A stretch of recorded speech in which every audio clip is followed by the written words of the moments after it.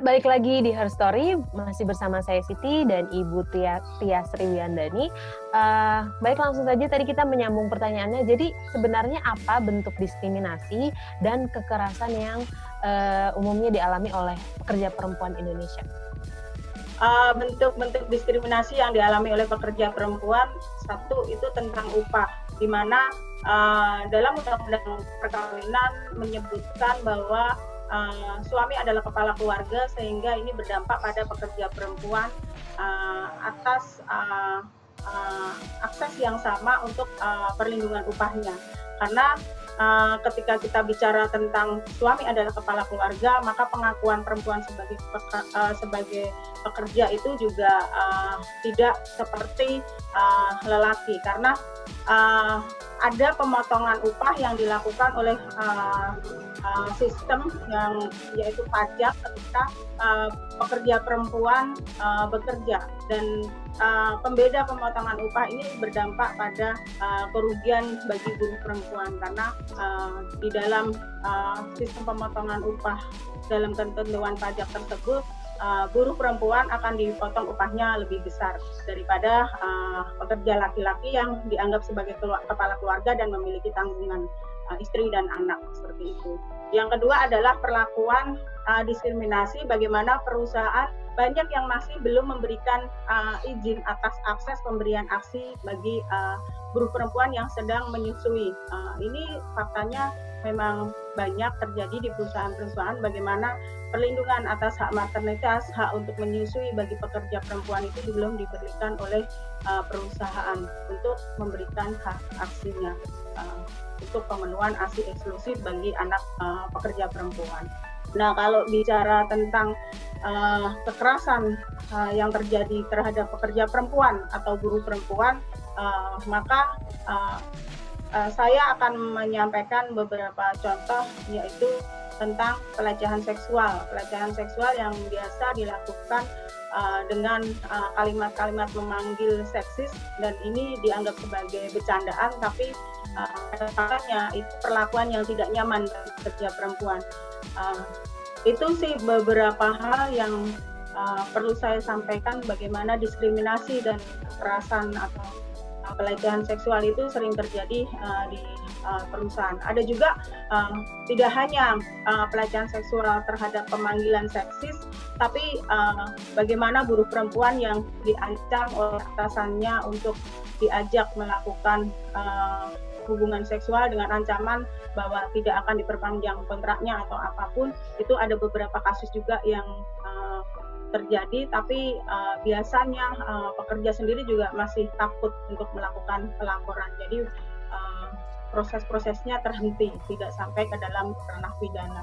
Biasanya mereka hanya menyampaikan keluh kesahnya kepada beberapa teman yang bisa dipercaya.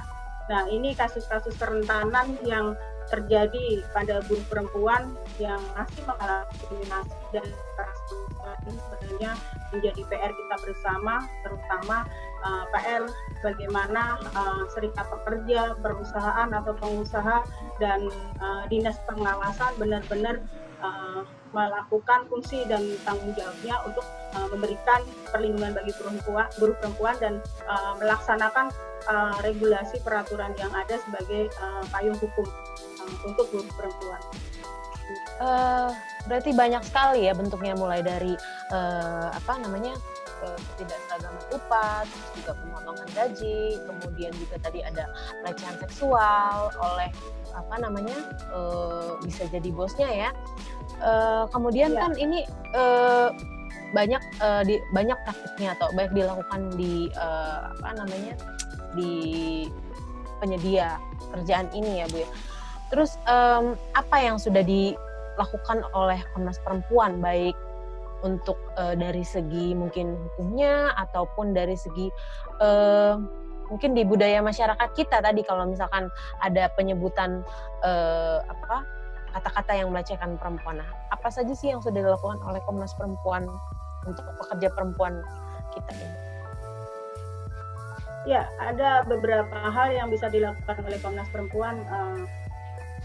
satu adalah kampanye segala bentuk kekerasan seksual. Jadi bagaimana mengedukasi masyarakat hal-hal yang dianggap bercanda, hal-hal yang dianggap normal, hal-hal yang dianggap biasa, itu sebenarnya bukan hal yang biasa, dan itu merupakan perilaku pelecehan seksual yang membuat perempuan menjadi merasa tidak nyaman, tidak aman berada di ruang-ruang ketika kalimat-kalimat tersebut masih menjadi budaya dianggap sebagai hal yang normal atau bercandaan. Nah, kampanye-kampanye ini menjadi sangat penting membangun kesadaran publik bahwa perilaku pelecehan seksual itu harus segera dihentikan, hargai perempuan sebagai manusia dan tidak diperlakukan secara tidak layak. Yang kedua adalah kerja besarnya Komnas Perempuan, dan ini melibatkan jaringan dan gerakan masyarakat sipil, yaitu tentang advokasi rancangan undang-undang penghapusan kekerasan seksual yang sampai saat ini masih belum ada pengesahan dari DPR dan masih bergulir prosesnya di DPR. Kenapa advokasi rancangan undang-undang penghapusan kekerasan seksual ini sangat penting? Karena kita sedang ada kekosongan hukum. Bagaimana perlindungan, pencegahan terhadap tindak kejahatan kekerasan seksual sampai saat ini belum ada payung hukumnya. Nah, kalau kita bicara di RKUHP itu hanya mengatur pasal tentang perbuatan asusila, dan ini masih sangat minim sekali ruang lingkupnya, sehingga kita memerlukan payung hukum secara khusus atau pidana khusus yang perlu segera disahkan oleh pemerintah dan DPR, yaitu rancangan undang-undang penghapusan kekerasan seksual, di mana di rancangan undang-undang penghapusan kekerasan seksual itu mencakup tentang pencegahan, perlindungan, pemulihan, dan itu bertujuan untuk bagaimana memberikan rasa keadilan bagi korban kekerasan seksual. Baik itu bisa dilakukan di sektor publik, di sektor rumah tangga, bahkan di sektor industri pun dalam relasi hubungan kerja ketika terjadi kekerasan seksual, maka kami berharap pengesahan undang-undang penghapusan kekerasan seksual ini menjadi sangat penting. Baik, kawan Puan, masih ada yang kita akan perbincangkan, tapi sebelum kita lanjut, kita saksikan dulu yang satu ini.